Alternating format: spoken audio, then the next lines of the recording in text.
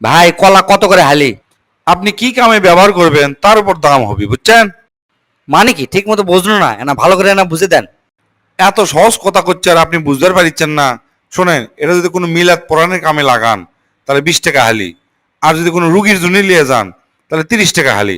আর আপনি যদি লিজে খান বাড়িতে নিয়ে যা তাহলে এটা 100 টাকা হালি। বুঝছেন এখন কথা? তোমার কথা শুনে তো আমার চোখ মুখ সব উল্টে উঠলো। তুমি কি আমার সাথে ইয়ার কি করিচ্ছ?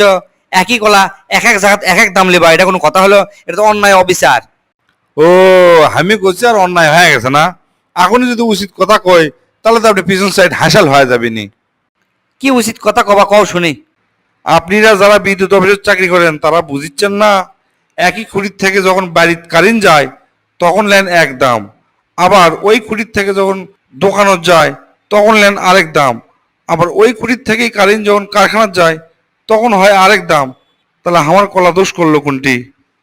কলা আর খাবার মন চাচ্ছে না, থাকেন যাই।